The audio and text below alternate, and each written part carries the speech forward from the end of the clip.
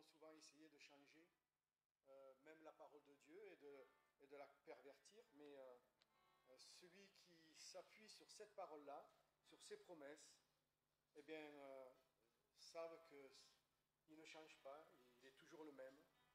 Et voilà, c'est un bonheur de le connaître. Oh, quel bonheur de le connaître, l'ami qui ne saurait changer, de l'avoir ici bas pour maître, pour défenseur et pour berger. Chantons, chantons d'un cœur joyeux le grand amour du Rédempteur qui vient à nous du haut des cieux et nous sauva du destructeur. Dans la misère et l'ignorance, nous nous débattions sans espoir, la mort au cœur, l'âme en souffrance, quand à nos yeux il se fit voir. Chantons, chantons d'un cœur joyeux le grand amour du Rédempteur qui vint à nous du haut des cieux et nous sauva du destructeur. Il nous apporte la lumière, la victoire et la liberté. L'ennemi mordit la poussière, pour toujours ça t'en fut dompté. Chantons, chantons d'un cœur joyeux le grand amour du Rédempteur qui vint à nous du haut des cieux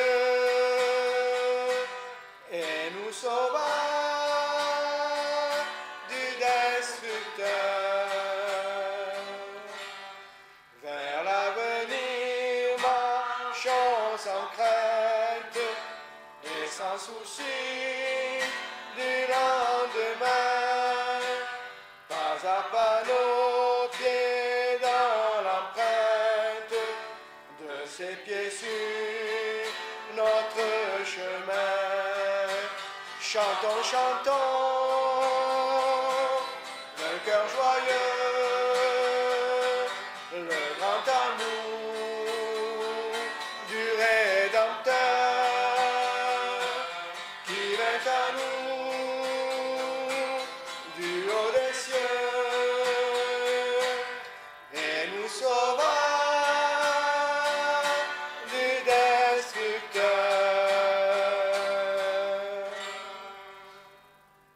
Voilà, il est dit vers l'avenir, marchons sans crainte et sans souci du lendemain.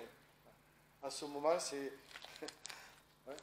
toujours un peu compliqué, hein. On dit en ce moment, mais ça a toujours été comme ça. Mais voilà, le Seigneur nous dit de regarder vers l'avenir sans crainte, parce que de toute façon, tout est déjà prévu par lui, tout notre chemin est tracé, et il nous arrive ce qui nous arrive, mais le Seigneur est là pour prendre soin de nous entourer dans les moments difficiles, et voilà, que nous ne soyons pas troublés par les événements, par les situations, qu'elles soient mondiales ou qu'elles soient personnelles. Le Seigneur veut que nous ayons son repos en lui et sa force en lui. Donc on va lire ce matin le psaume 40.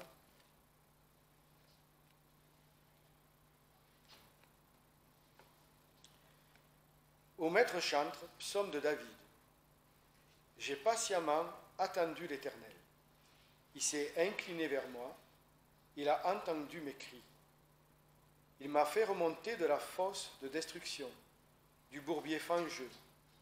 Il a posé mes pieds sur le roc, il a affermi mes pas. Il a mis dans ma bouche un nouveau chant de louange à notre Dieu.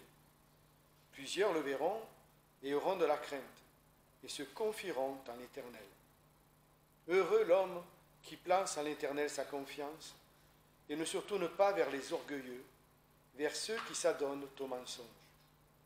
Éternel mon Dieu, tu as multiplié tes merveilles et tes pensées en notre faveur. Nul ne peut être comparé à toi. Veux-je les publier et les dire? Elles sont trop nombreuses pour les raconter.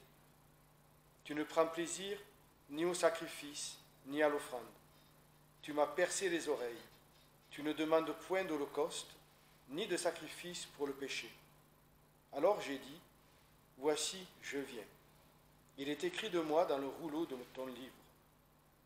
Mon Dieu, j'ai pris plaisir à faire ta volonté, et ta loi est au-dedans de mes entrailles.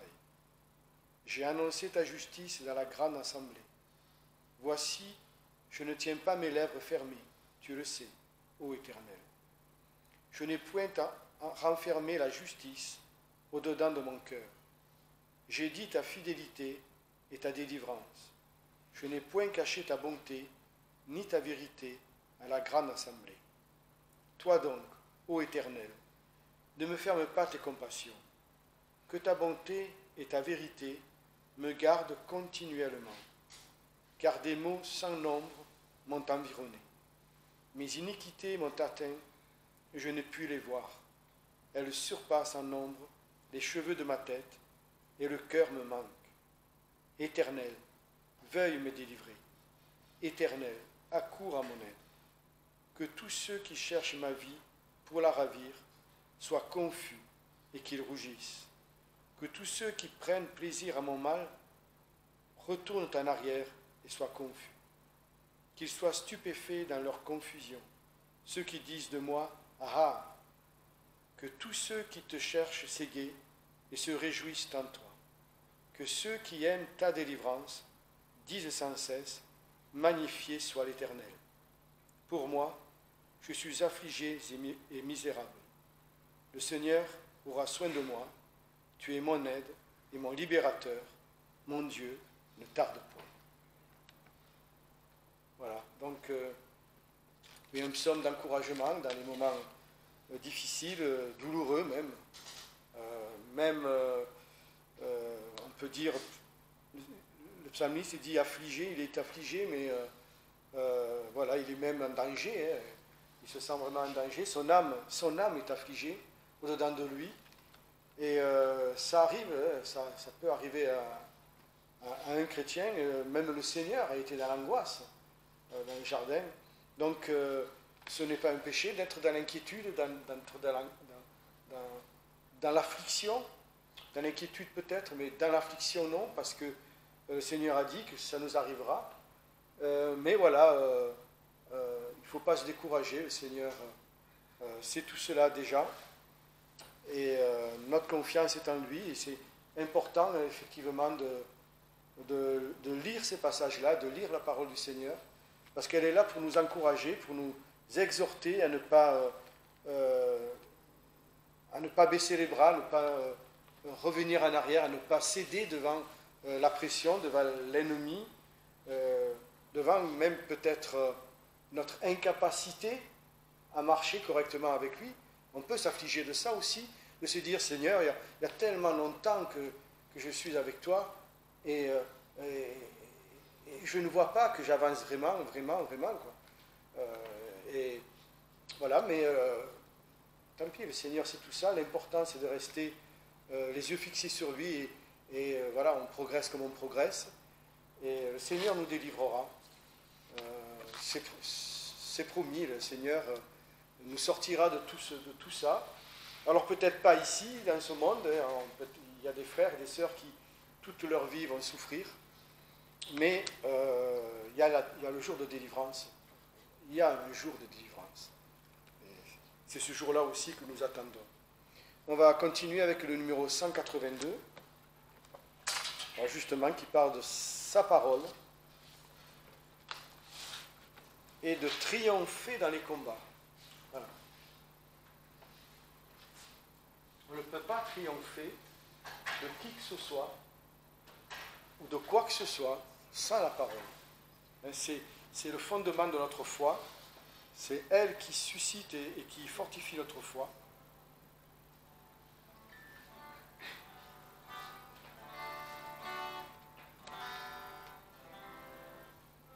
Pour triompher dans les combats, quelle est notre force ici-bas, quelle est la divine lumière qui nous dirige et nous éclaire dans la nuit sombre de l'erreur.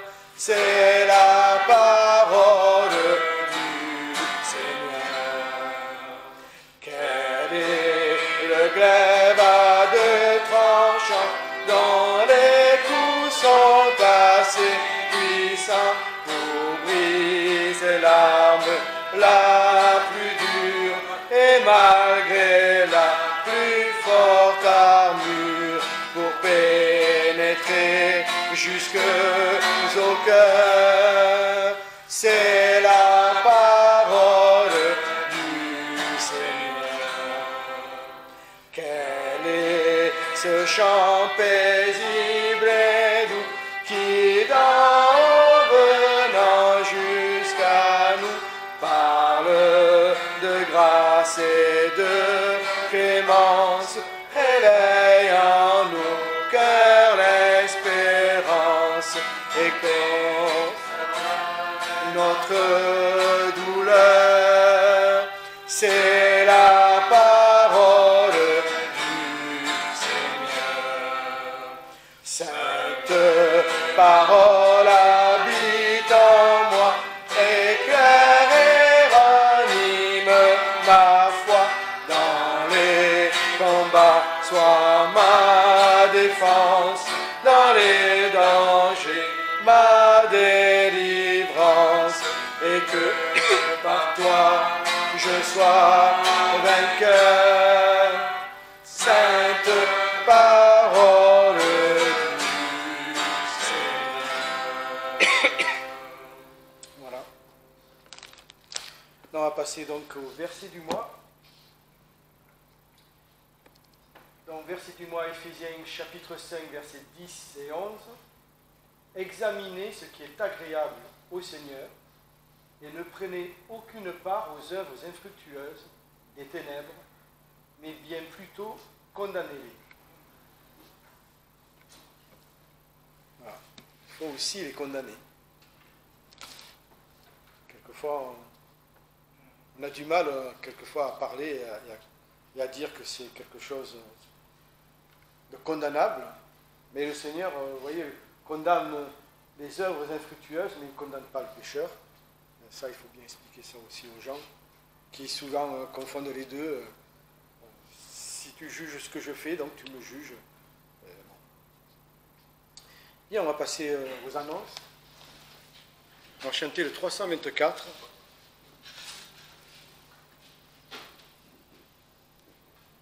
Comme un fleuve immense, et la paix de Dieu. Et c'est un fleuve de grâce et de bénédiction, la paix de Dieu.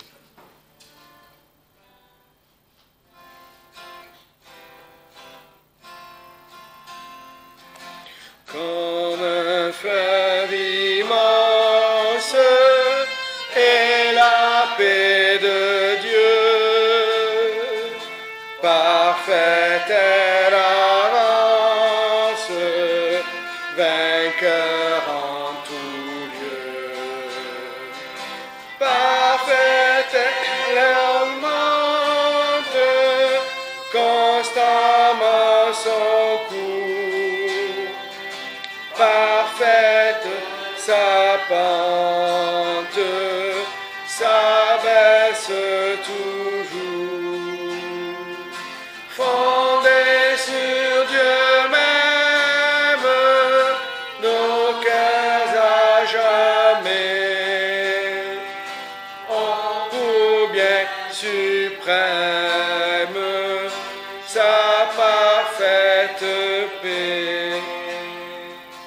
sous ta main meurtrière, se brise, ô mon roi, toute arme ennemie faite contre moi. Rien ne peut me nuire, ni troubler mon cœur. Tu veux que conduire, tu seras vainqueur. Fondé sur Dieu même, nos cœurs à jamais ont pour bien suprême sa parfaite paix. Tu traces ma voie, j'y marche avec foi. L'épreuve et la joie me viennent de toi. Cadran de nos vies, marque chaque jour les heures bénies du soleil d'amour. Fondés sur Dieu même, nos cœurs à jamais ont pour bien suprême sa parfaite paix.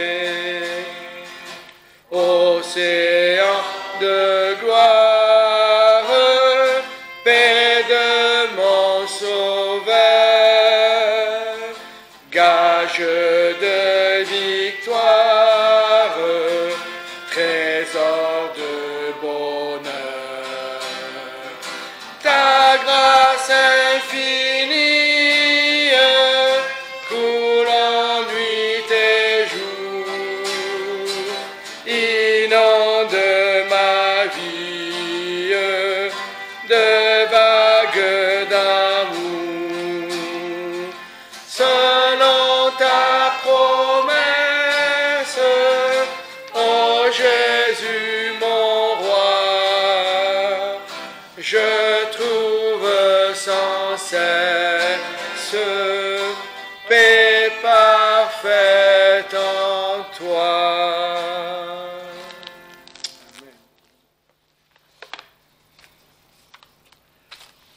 On va prendre un texte dans l'Ancien Testament, dans Jérémie, au chapitre 38. Donc, Jérémie 38.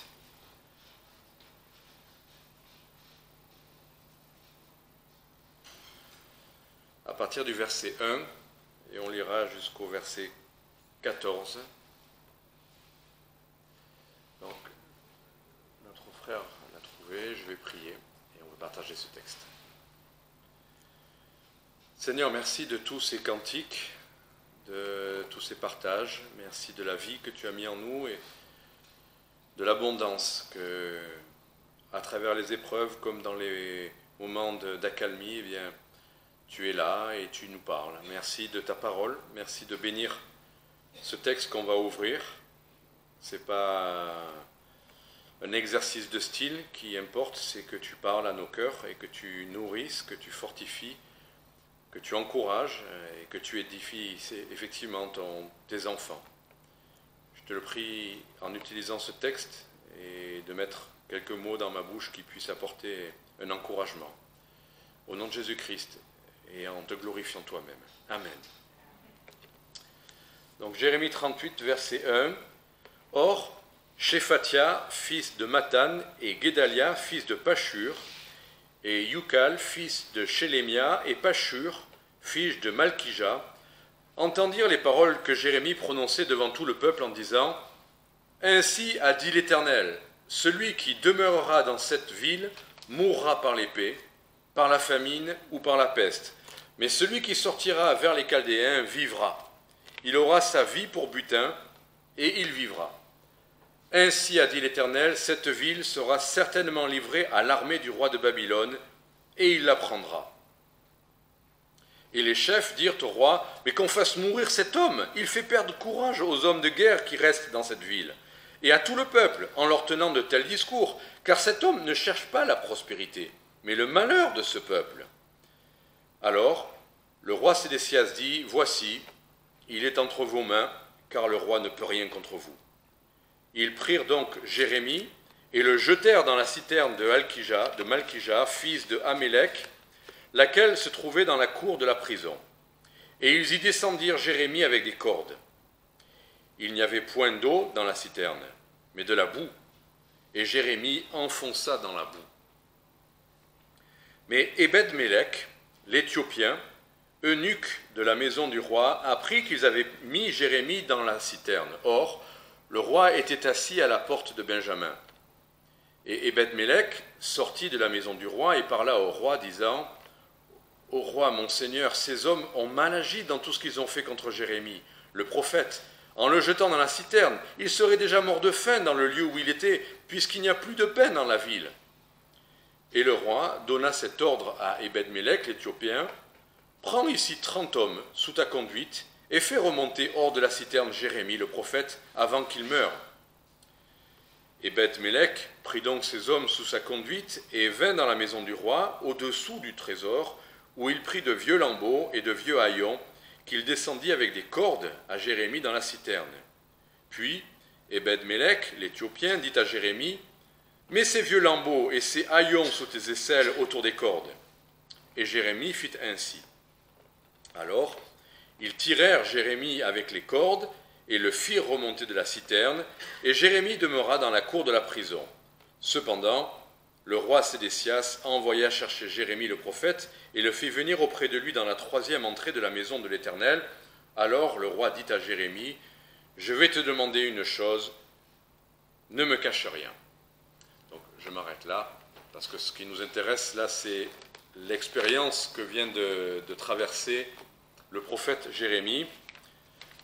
Le titre de ce message, c'est « Délivré de l'épreuve ». Mais en fait, à l'origine, quand j'ai commencé à réfléchir sur ce message, c'était un détail.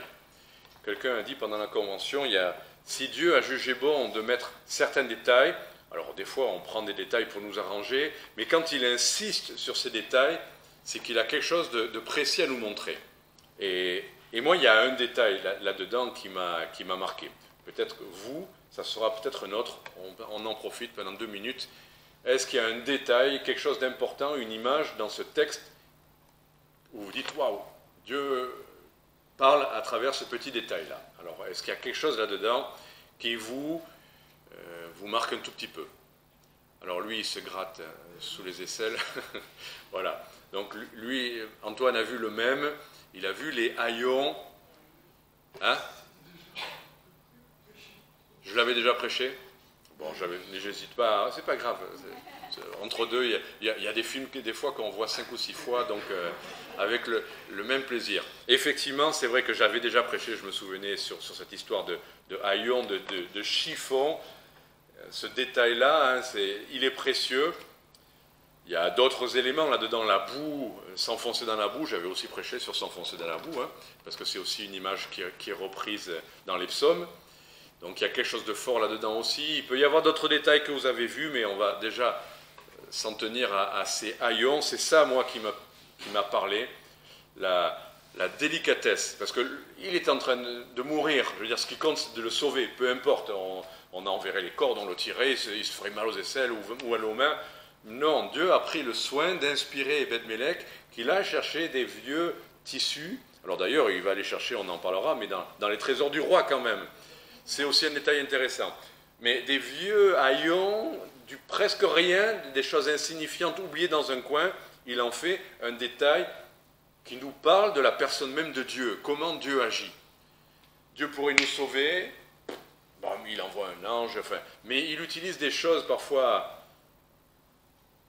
qui ne paient pas de mine, enfin, on en parlera, des choses insignifiantes, mais aussi on y voit pourquoi il prend soin des dessous de bras de Jérémie. Il est en train de mourir et ce qui compte c'est de le sauver, mais il prend même soin de ses aisselles avec ça.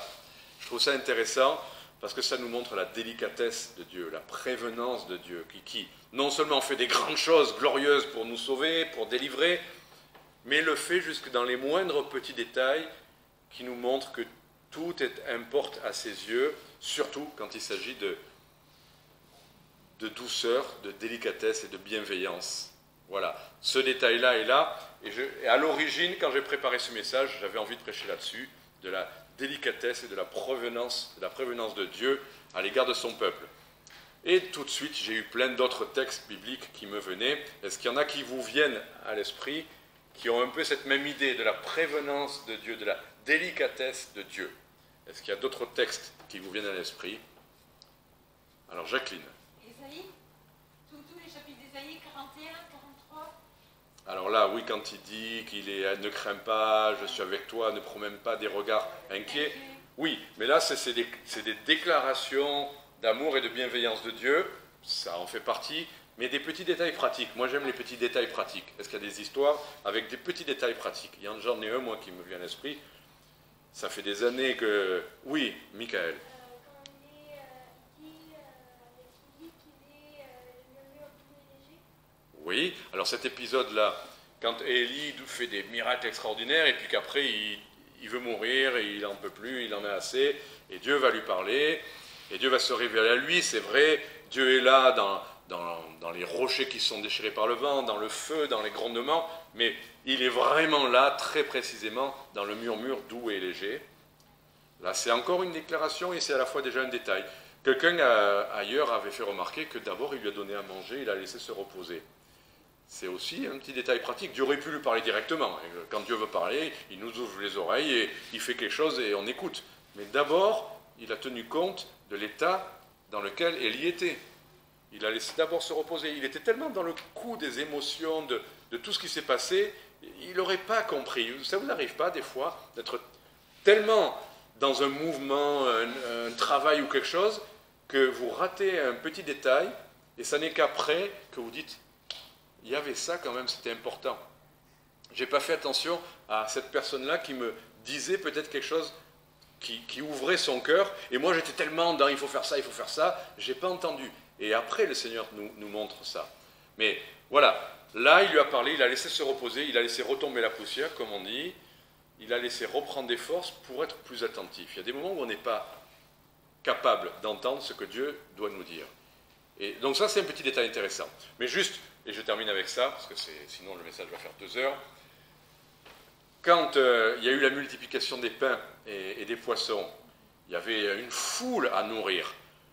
Et le Seigneur a jugé bon de bien organiser tout ça. C'est pas juste, il a fait apparaître du pain, il a organisé. Les apôtres, après, ont fait la distribution avec des groupes bien déterminés, mais il les a fait asseoir sur l'herbe. Petit détail. Le Seigneur s'est débrouillé de trouver un endroit où il y avait de l'herbe verte. Et ça dit même verte, pas juste de l'herbe sèche, de l'herbe verte. Et c'est précieux quand on cherche un endroit pour s'asseoir dans la nature, on cherche tous un endroit comme ça, pas là où il y a des pierres, pas là où il y a des herbes avec des chardons. Et le Seigneur a trouvé de l'herbe verte pour faire asseoir tout le monde et que tout le monde puisse manger tranquillement. Ça fait partie des détails dont vous parliez, de pouvoir goûter ces moments d'accalmie. Je m'arrête là, mais ça n'est pas le message aujourd'hui. Là, c'est juste le hors-d'œuvre. Je me suis attaché au texte. Je me suis dit, mais bon, toi tu as vu ce détail-là, mais peut-être que tout ce texte, si tu prends du temps, va te révéler des choses, va peut-être nous parler de choses importantes. Et en fait, j'ai vu d'autres détails de ce texte-là, donc on va rester dans le texte maintenant, vraiment dans ce chapitre de Jérémie. On va voir d'abord, on est passé un peu rapidement là-dessus, mais on va voir d'abord les caractéristiques de l'épreuve même de Jérémie. Ces caractéristiques sont particulières. Et après, on verra effectivement les moyens que Dieu emploie pour la délivrance. Grand thème de l'épreuve, développé de bien des manières dans la Bible et dans nos vies, mais là, il y a quelque chose de particulier. Donc, l'épreuve de Jérémie a une origine bien particulière. Elle commence avec quoi? Elle commence avec le fait, non pas qu'il a des problèmes de dos ou de santé, non pas qu'il a fait des mauvais choix dans sa vie et qu'il récolte ce qu'il a semé. Des épreuves, dans nos vies, c'est ça. Mais Jérémie, l'origine de son épreuve, c'est ce qu'on voit du verset 1 au verset 4, c'est qu'il y a un contexte énorme qui le dépasse.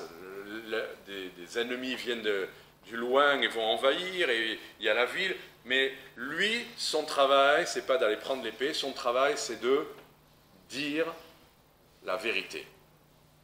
Les gens ne veulent pas entendre ça, parce que, ça, comme l'ont dit les hommes, là, ça décourage le peuple. Il dit qu'il faut aller se donner à l'envahisseur. C'est un truc insupportable, on va dire, mais tu es un lâche, tu veux passer à l'ennemi, ou je ne sais quoi. Il va être mal compris, et c'est exactement ce qui se passe, il est très mal compris. Il annonce quelque chose, un jugement, alors que les hommes aimeraient entendre parler de délivrance, de victoire, de chasser l'ennemi. C'est arrivé parfois, mais à cet instant-là, dans le contexte qui était ce moment-là, eh bien c'était Dieu ne va pas vous délivrer cette fois-ci, vous devez vous rendre. C'était particulier, mais c'était ça la vérité. Et tous les autres avaient tort, avec leurs grandes histoires de victoire, de vaincre et de chasser l'ennemi. Ils avaient tort, et lui avait raison. Mais son épreuve commence parce que lui va dire la vérité, quel qu'en soit le coup. Première chose, le combat pour la vérité.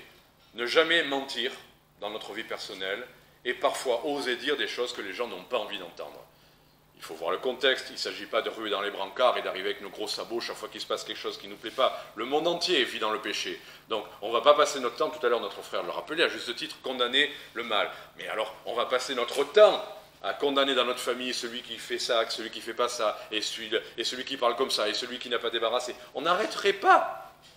D'accord? Mais là, lui, il avait un message, c'était Dieu qui lui avait donné ce message-là. Donc condamner le mal, ce n'est pas toujours à chaque fois, à chaque parole, à chaque acte, tomber sur quelqu'un pour lui dire la vérité, c'est que ça c'est pas bien, surtout à des inconvertis. D'accord?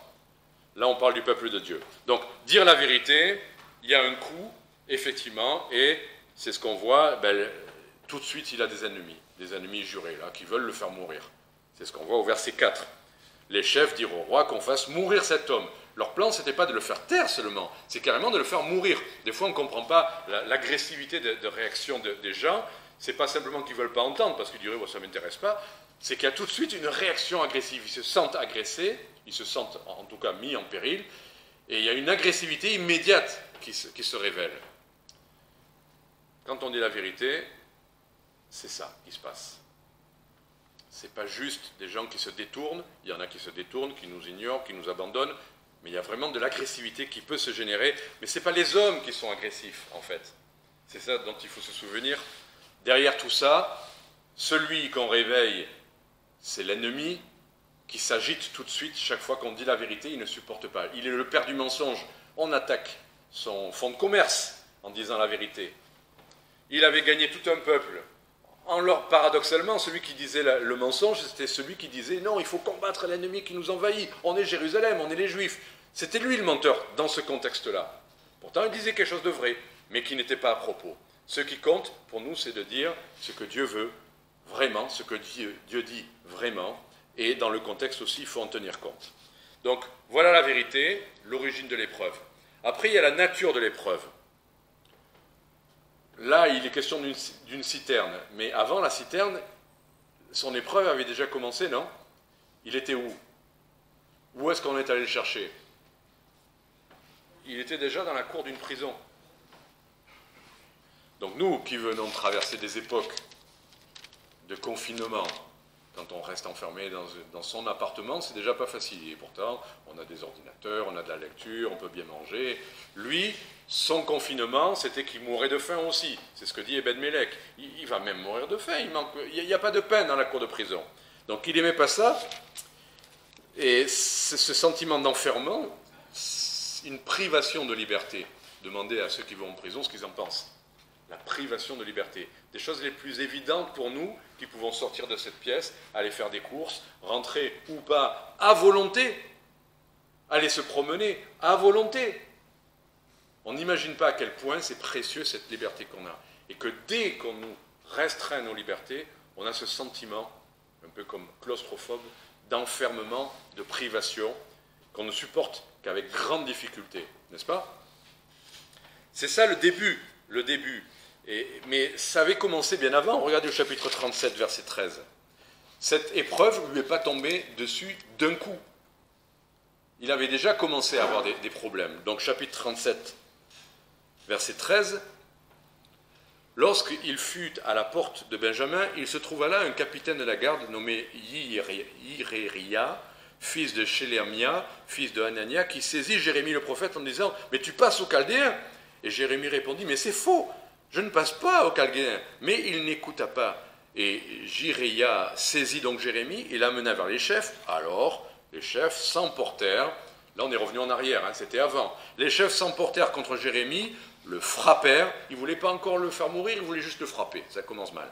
Mais ils le frappèrent et le mirent en prison dans la maison de Yehonatan, le secrétaire, car ils en avaient fait une prison. Et ce fut ainsi que Jérémie entra dans la basse fosse. Donc ce n'est pas une prison à ciel ouvert, c'est des basses fosses. Et dans les cachots, et Jérémie y demeura longtemps. Puisqu'on parle de la nature de l'épreuve, cette histoire qu'on vient de lire du chapitre 37, quand il descend la citerne, c'était que le moment le pire, mais il y avait eu déjà longtemps de la prison et des cachots, ce n'était pas nouveau. D'accord? Ses ennemis au début qui cherchaient à le frapper, ça va être de pire en pire. Et plus lui insiste dans la vérité, et plus les soucis s'accentuent. Donc c'est ça le principe de cette épreuve-là, c'est que non seulement il y a ce sentiment de pris au piège, d'enfermement, mais qu'il y a un côté de pire en pire. D'accord? Au lieu qu'il y ait une délivrance, et sans doute qu'il est supplié pour la délivrance, ben ça va empirer. Après la cour de prison, ça va être la citerne. Après les cachots, ça va être pire que ça. La citerne, c'est le plus bas possible. Et là se rajoute à tout le reste l'obscurité et la boue. Il aurait pu espérer au fond d'une citerne avoir au moins un peu d'eau pour se rafraîchir, mais il n'y a pas d'eau, il y a de la boue. Et quand on parle de détail, ça dit, c'est pas juste qu'il a ses pieds qui effleurent de la boue, il s'enfonce dans la boue. L'autre jour, avec notre ami Michael, on est allé se baigner à un endroit, c'était dans le sable, c'était pas inquiétant, mais il y a des fois des endroits dans le sable où on commence à enfoncer. Il y a un petit moment quand même d'inquiétude quand ça commence à arriver jusqu'au mollet. Ben, imaginez la boue enfoncée dans la boue, le principe comme des sables mouvants, pardon. Donc voilà la nature de son épreuve. L'enfermement, de pire en pire, l'obscurité et la boue. La boue, tout à l'heure on parlait d'enfermement, mais la boue, c'est la paralysie. Quand vous vous enfoncez dans de la boue, vous ne pouvez plus bouger, vous ne pouvez plus vous déplacer. Vous ne pouvez pas vous asseoir, il n'y a pas de repos dans ces circonstances-là. D'accord? Voilà la description de son épreuve. Et cette histoire de boue, ça le marque tellement que ça va lui revenir plus tard. Regardez au chapitre 38, verset 22. Quand il va être libéré, il est marqué, parce que l'épreuve, ça marque. Chapitre 38, verset 22, quand il est libéré, voilà, il parle, et c'est que toutes les femmes qui restent dans la maison du roi de Juda seront menées dehors aux généraux du roi de Babylone, et qu'elles diront que ceux qui t'annonçaient la paix t'ont séduit et ont prévalu sur toi. Puis, quand tes pieds ont enfoncé dans la boue, ils se sont retirés en arrière. C'est lui qui a vécu cette expérience de la boue, et quand il va parler au roi, il va reprendre cette image de... Vous voyez, c'est que quand vous avez vécu quelque chose, ça illustre parfaitement ce que vous avez à dire et les gens le comprennent. D'accord? Donc il va reprendre. Ça l'a marqué, cette expérience de la boue. Donc voilà la nature de l'épreuve. Et un peu plus loin, on a lu tout à l'heure qu'il y a la faim aussi. Et même Ebed-Melech dit, mais il va mourir de faim. C'est pas juste qu'il fait qu'un repas par jour ou qu'il fait un jeûne, mais qu'à la tombée de la nuit, il va pouvoir faire un festin. Il est privé aussi. Il ne boit pas, je ne sais pas s'il boit réellement, mais en tout cas, le texte le dit, il peut mourir de faim, il manque de pain. Donc il lui manque bien, même le principal pour la survie, même le pain. Alors, voilà, je sais que cette description de l'épreuve, c'est pesant, non? Si vous êtes dans une épreuve vous-même, c'est pas ça que vous aviez envie d'entendre. Mais le petit détail, même dans la nature de l'épreuve, le détail qui, pour moi, c'est la petite, pas une cerise sur le gâteau, là, je trouve que c'est le gâteau en lui-même, presque. Le petit détail que j'ai relevé, c'est que les ennemis voulaient le faire mourir. On est d'accord? Vous l'avez lu comme moi, leur but, c'est s'en débarrasser, le faire taire, mais on veut le faire mourir.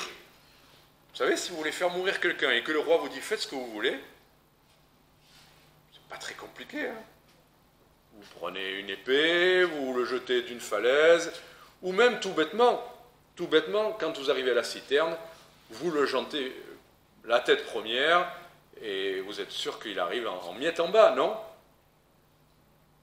C'était pas compliqué pour eux de s'en débarrasser une fois pour toutes. Mais il y a ce petit détail.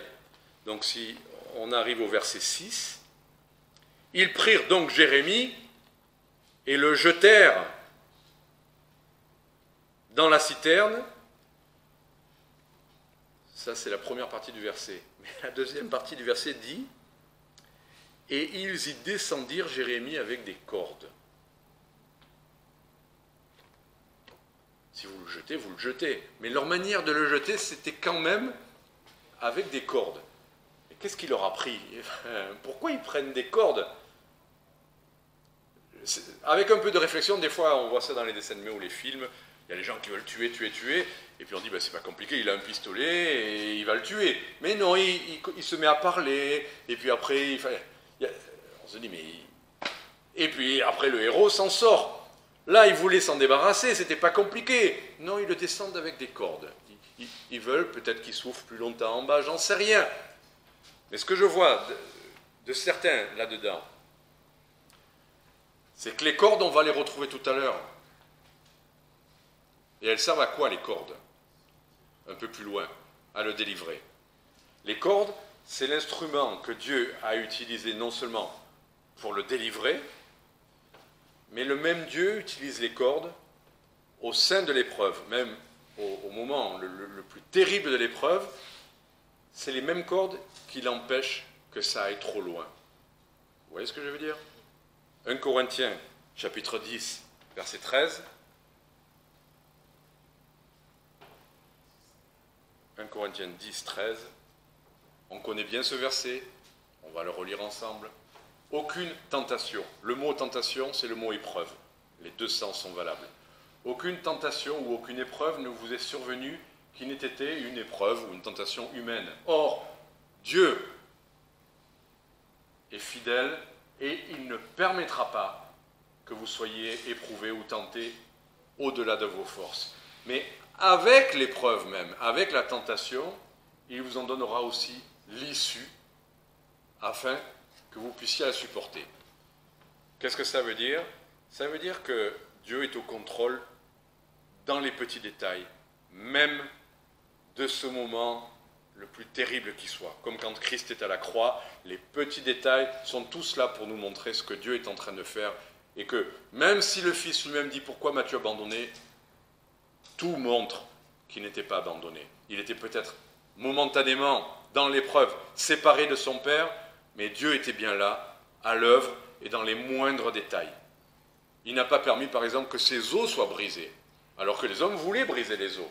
Et il n'a pas permis ça, parce que Dieu avait dit, il ne faut pas que ses os soient brisés. C'était une prophétie. Tout ce qui se passe autour, Dieu est encore à l'œuvre. Et là, ces cordes que les ennemis même utilisent pour qu'ils descendent en bas, sont la manifestation que Dieu est là, même à l'apogée de l'épreuve. C'est important de nous rappeler ça, quand on est dans l'épreuve, au plus bas. Donc maintenant, on va voir les caractéristiques de la délivrance. La première chose que je voudrais relever, c'est que Jérémie ne dit plus rien. En tout cas, rien n'est écrit dans notre texte. J'aimerais pouvoir vous dire, Jérémie pria, ou Jérémie chanta, ou Jérémie essayait de grimper, ou Jérémie criait à l'aide, à l'aide, à l'aide. le texte est silencieux, il n'y a rien sur Jérémie. Voilà, il est jeté dans la citerne, et tout le reste, ce sur lequel Dieu va parler, c'est ce qui se passe autour de lui. Mais sur lui, rien. Alors on aimerait se dire, ouais, mais Jérémie, certainement, au plus fort de l'épreuve, il est tombé à genoux et il a prié par la foi. Il y avait une grande lumière qui devait se faire autour de lui, ou la sueur de sa prière qui devait perler sur son front, ou des anges qui l'entouraient, pleins de lumière pour le soutenir. Rien. On ne sait rien.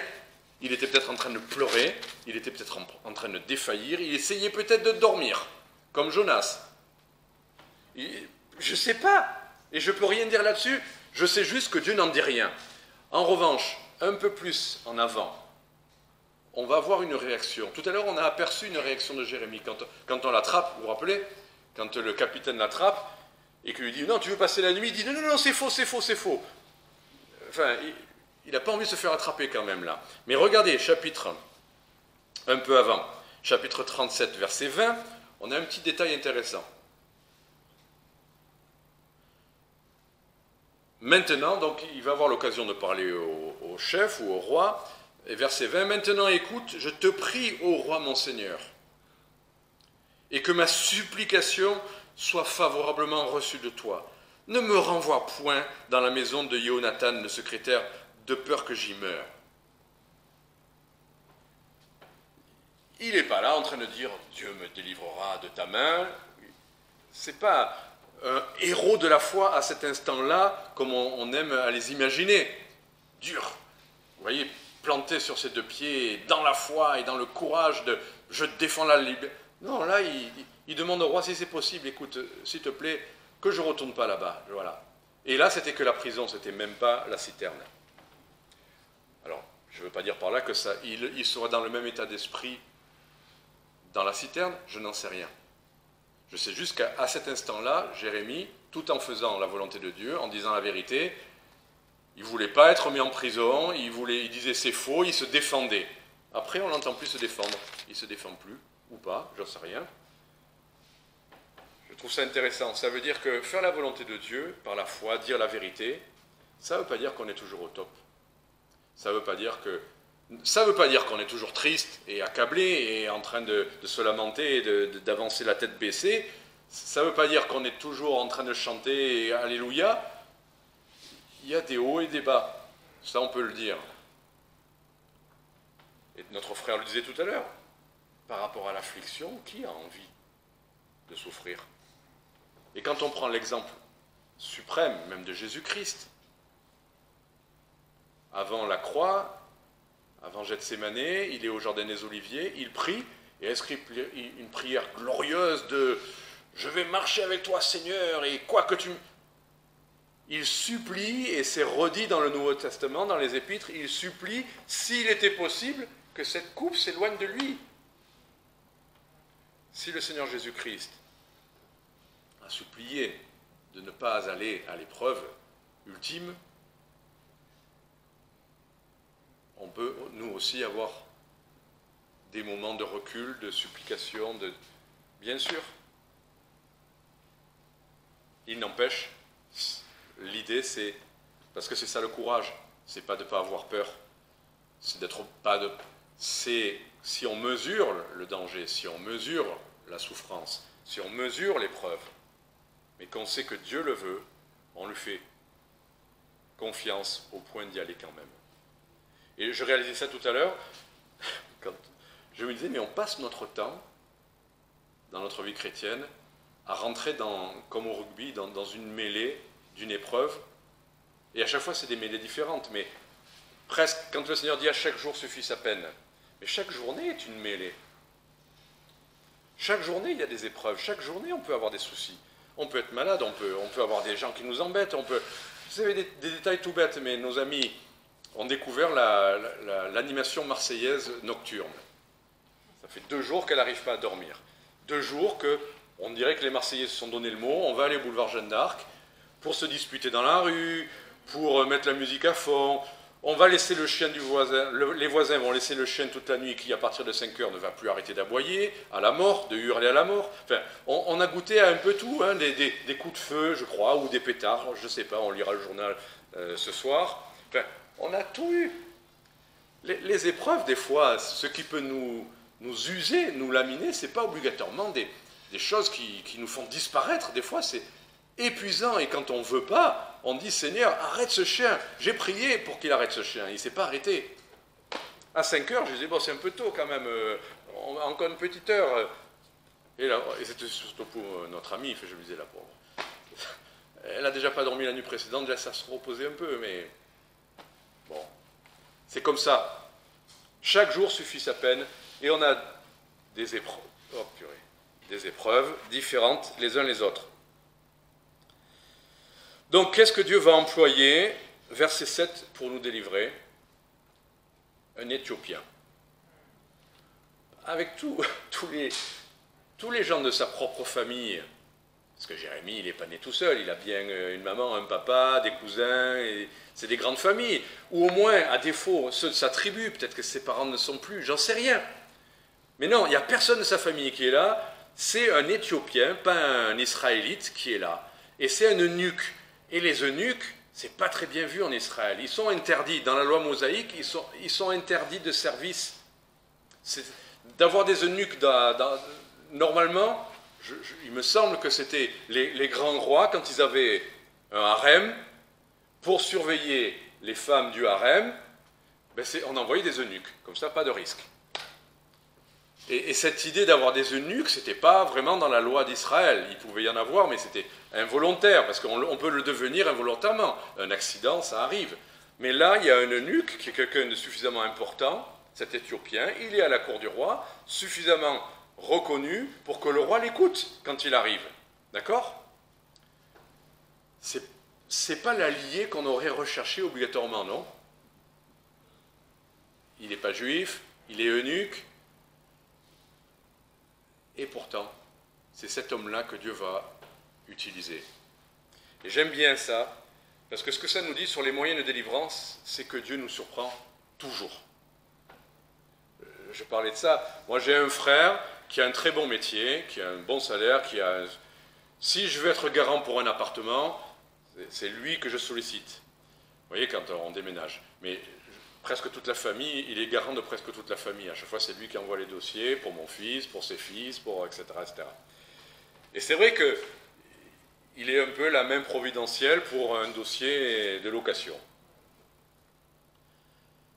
Mais Dieu ne sait plus de ne pas l'utiliser pour nous trouver un appartement quand on est arrivé à Marseille. Et Dieu, alors qu'il travaille, il travaille à la Société nationale immobilière, il supervise tous les logements fonctionnaires de France. Si on aurait pu trouver quelqu'un qui nous aide, vous vous souvenez quand on est arrivé, même il y avait Mathilde, il y avait plusieurs personnes qui travaillaient dans les organisations HLM. Et aucun de ces moyens humains n'a été utile. Dieu a fermé les portes. Et mon frère ne comprenait pas pourquoi ça ne marchait pas. Il n'allait pas nous donner un logement fonctionnaire parce qu'il est honnête. Hein. Mais il nous avait introduit auprès d'une société privée qui disait, oui, on va lui trouver quelque chose. Et ça ne marchait pas, ça ne marchait pas, ça ne marchait pas. Et puis finalement, c'est le Seigneur qui a fait ce miracle-là, par une agence immobilière que j'avais démarchée, par le Bon Coin, le plus improbable possible, et le plus bel appartement, le moins cher, le plus spacieux, le mieux placé, tout ce qu'il est possible de faire. Dieu nous surprend toujours, et c'est ça qui est merveilleux de se dire, on n'a pas besoin, nous, d'élaborer une stratégie de délivrance. On cherche, on regarde à gauche, à droite, et donc justement dans Ésaïe, il dit, pourquoi tu regardes des regards inquiets autour de toi, comme s'il y a quelqu'un qui va venir t'aider, il est où celui qui va venir m'aider? Mais regarde en haut et fais-moi confiance. Ça viendra de manière toujours surprenante avec Dieu. Et j'aime ça, parce qu'à chaque situation, même si des situations se répètent, la réponse est chaque fois différente. Et je me dis, cette fois-ci c'est comme ça, mais ça va être autrement. Je ne vais pas vous donner plus d'exemples, vous en connaissez autant que moi. Moyens surprenants, et ce que j'aime bien aussi, c'est que c'est des moyens suffisants. C'est-à-dire, Dieu met le paquet. Quand il doit résoudre, il nous surprend, mais il met exactement ce qu'il faut pour nous délivrer. Une vraie délivrance, Dieu agit, il y a toujours assez. Là, regardez, tout à l'heure, le roi, Quand les chefs disaient « oui, on veut le faire mourir », qu'est-ce que le roi a dit? Vous vous souvenez? Il a dit « mais prenez-le, vous êtes trop fort pour moi, je ne peux rien contre vous ». Vous vous rappelez de ça, hein? Ben, cette fois-ci, Ebed-Melech va aller plaider auprès du roi, et verset 10, là, le roi donne cet ordre à Ebed-Melech, l'Éthiopien, prends 30 hommes sous ta conduite et fais remonter hors de la citerne Jérémie. D'accord? Celui qui tout à l'heure avait peur des chefs, qui se sentait trop faible, il prend sur lui, il prend cette décision, il s'appuie sur le courage d'Ebed-Melech, mais il s'appuie aussi, et il met le paquet, sur 30 hommes. Il envoie 30 hommes. Pas facile d'empêcher 30 hommes de faire ce qu'ils ont l'intention de faire. Hein. 30 hommes. Donc quand Dieu envoie la délivrance, il y a assez, ne vous inquiétez pas. Ne doutez pas un seul instant que ça va être insuffisant. Le Dieu créateur du monde envoie l'argent qu'il faut pour l'argent, envoie les médecins qu'il faut pour le médecin, pour soigner. Dieu suffit dans ce qu'il fait. Et encore, toujours dans cette même idée, il y avait les cordes aussi. Dieu a utilisé les cordes. Sa souveraineté ou son contrôle qui s'était manifesté au sein de l'épreuve va se manifester aussi pour la délivrance. On reconnaît la même main bienveillante mais puissante aussi. Et puis, verset 10, je me suis arrêté volontairement dans le verset, fait remonter hors de la citerne Jérémie le prophète avant qu'il meure.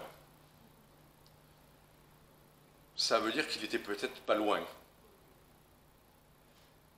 Et en l'occurrence, il y a des épreuves où on pense, rappelez-vous le psaume 23, quand le psalmiste dit « quand je marche dans la vallée de l'ombre de la mort », c'est-à-dire, il y a des circonstances, que ce soit émotionnellement, symboliquement, ou que ce soit concrètement, on est dans la vallée de l'ombre de la mort, c'est-à-dire ça sent la mort, quoi. Ça sent l'effondrement, ça sent la disparition, ça sent le sans-retour. Ça vous arrive jamais d'arriver dans cet état-là? Oui, ça nous arrive.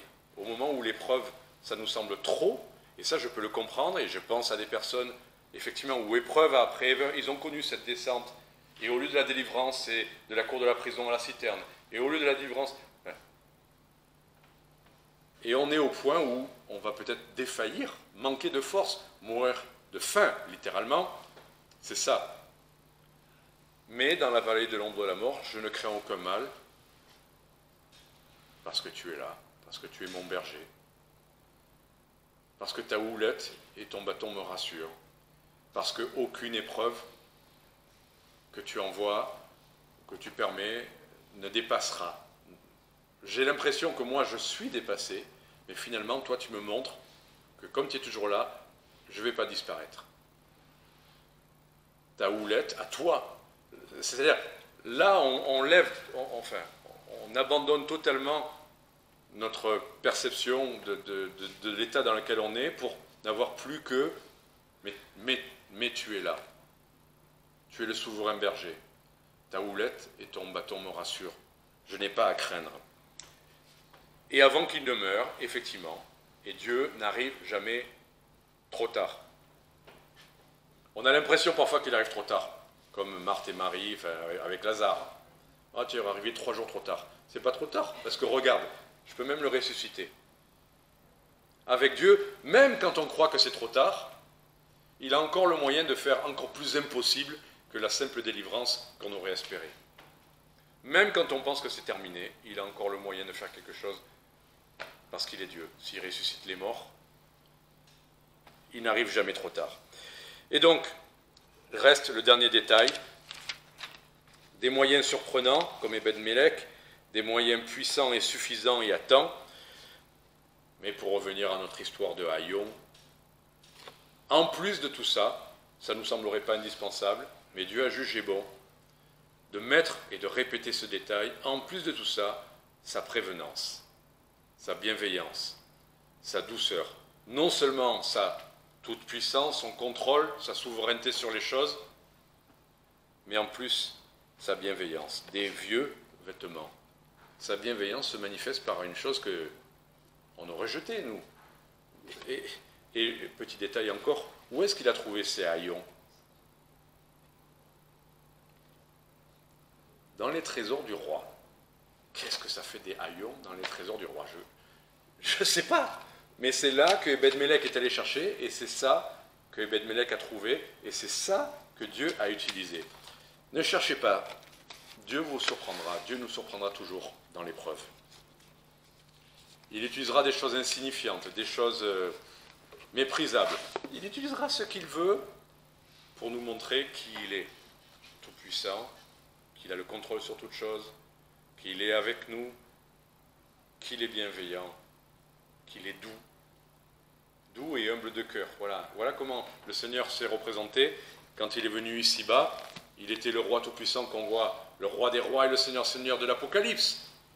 Mais il a dit, je suis doux et humble de cœur. C'est comme ça qu'il se présente à nous. Et c'est vrai que des fois, ça ressemble un peu à des vêtements sales, mais qui sortent des trésors du roi. Chaque fois que le Seigneur, même des fois on pense à l'épreuve et on dit, Seigneur, délivre-moi, et la seule chose que le Seigneur nous envoie, c'est de nous parler de lui. Des fois, c'est ça dont on a besoin.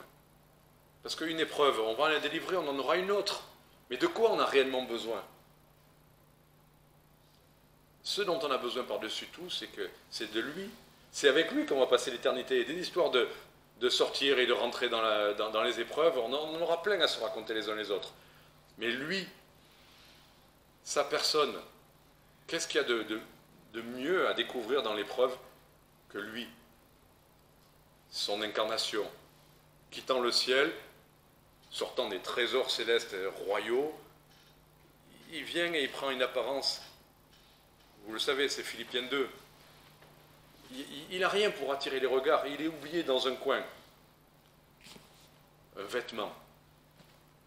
Qu'est-ce qu'il fait là? Même pas d'or, rien, du tissu. Voilà. Alors que le Seigneur nous fasse grâce de voir sa bienveillance incarnée en Jésus-Christ. Amen. On va chanter le numéro 366.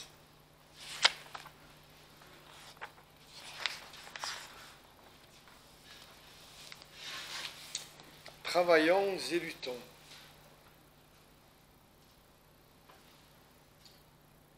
Pendant son retour, le Seigneur nous dit de travailler à son œuvre.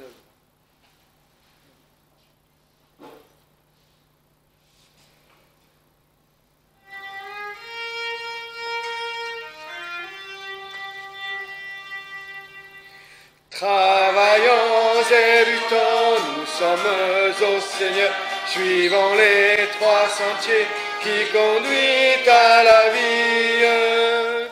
Jésus marche avec nous, avançant sans frayeur, il nous garde et son bras toujours nous fortifie.